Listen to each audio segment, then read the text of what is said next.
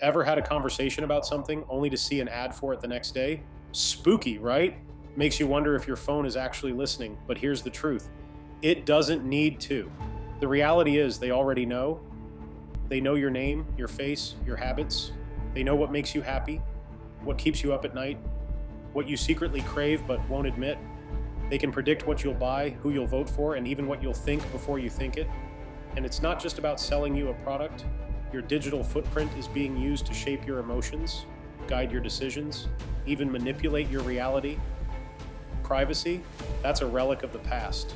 The question is, are we okay with that? We like to believe we have control, that we can turn off a setting, clear our history, go incognito, and suddenly we've vanished. But that's an illusion. Every click, every search, every purchase is recorded, analyzed, and stored. Your microphone and camera, they can be remotely activated, sometimes without your knowledge. Incognito mode, a false sense of security. Your ISP, your employer, advertisers, they still track everything you do. Your smart TV, some brands have been caught recording conversation, sending data back to companies. Your car, if it's modern, it's tracking everything. Where you go, how fast you drive, even the music you listen to. Think about the last time you accepted an app's terms and conditions without reading them. Somewhere in that fine print, you might have unknowingly given an app access to your microphone, your camera, even your contact list. Ever wonder why your free apps seem to know you so well? Because they aren't free. The product isn't the app. The product is you.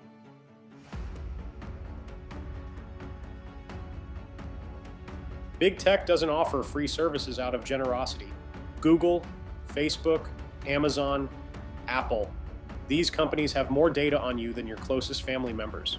They know when you wake up, what time you leave for work, where you go, who you talk to, and how you feel. Their business model isn't about selling products, it's about selling you. Meta, Google, TikTok, they don't just collect data, they weaponize it. They manipulate what you see, what you buy, even how you feel. Facebook tracks your emotions, your friendships, your breakups, your political leanings. Ever notice how your news feed subtly shifts depending on what you've liked? That's not a coincidence. They know what gets you angry, what gets you excited, and they use that to keep you glued to your screen. Google tracks everything, every search, every YouTube video you watch, even the ones you delete from your history. If you use Gmail, Google scans your emails. If you use Google Maps, it logs your every movement, even when the app is closed.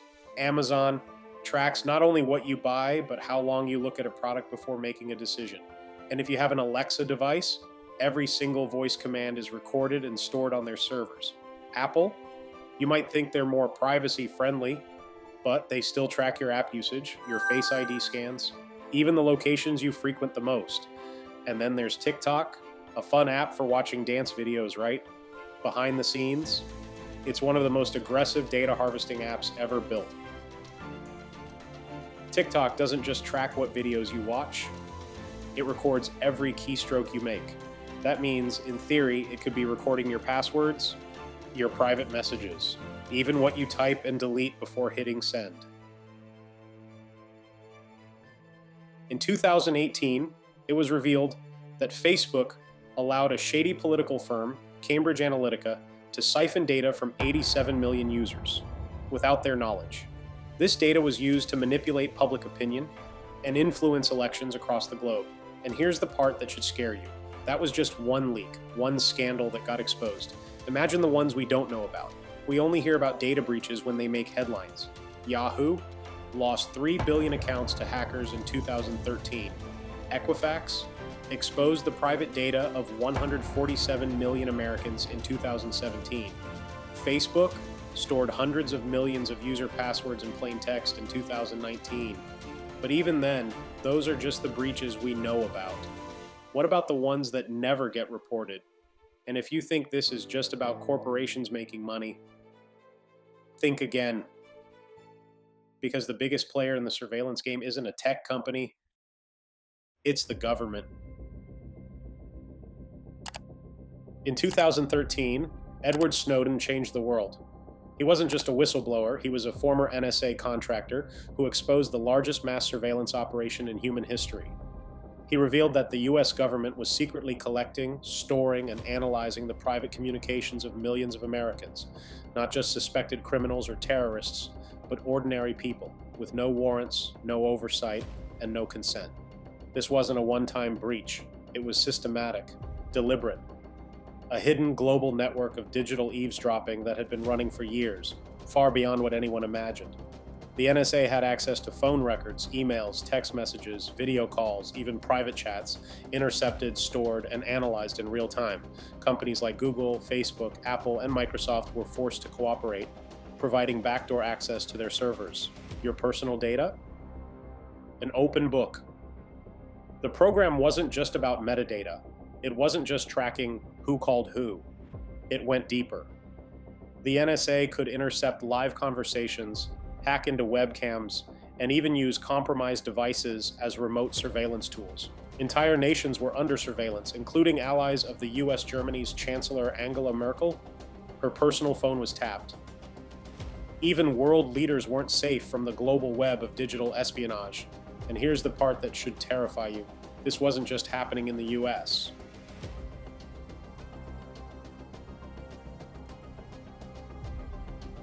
Other governments were running their own secret surveillance operations. The UK, Canada, Australia, and New Zealand, all part of the Five Eyes Alliance, had their own massive monitoring systems, sharing intelligence and spying on both their citizens and foreign allies. China, a surveillance superpower, Russia, heavily invested in cyber espionage. Governments across the world, whether democratic or authoritarian, had built digital watchtowers, watching everything, listening to everyone. Edward Snowden didn't just expose a program, he exposed an entire system designed to make privacy obsolete. The worst part, even after the world found out, the system never really stopped. In China, surveillance isn't just a tool, it's a way of life. The social credit system monitors every action, every choice, every interaction. Buy too many video games? Points deducted, speak out against the government, restrictions imposed. Citizens deemed undesirable can be banned from travel, denied jobs, even locked out of financial services. Facial recognition AI? Everywhere. In train stations, shopping malls, even street corners, scanning, tracking, logging, every move in real time. Criticize the government online, your bank account, frozen, your ability to buy a train ticket, revoked. Imagine a world where liking the wrong post, talking to the wrong person, even standing in the wrong place could mean losing your rights, your mobility, and your freedom. That world isn't a dystopian future. It already exists. Governments worldwide use a spyware so powerful, it feels like it shouldn't exist. It's called Pegasus. A tool so powerful, it can hack into a phone without the user even clicking a link. Pegasus can remotely turn on your microphone, activate your camera, access your private messages, and track your location. It has been used by authoritarian regimes to spy on journalists, activists, even heads of state. And yet, we keep feeding the machine. Every like, every share, every mindless scroll adds another thread to the web that binds us. We have willingly traded privacy for convenience, freedom for connectivity. And maybe that was inevitable. Maybe this was always where we were headed. Can you completely disappear? Probably not, but you can make yourself a lot harder to track. Delete or limit your social media accounts. Use encrypted messaging apps like Signal or Telegram instead of WhatsApp or Messenger.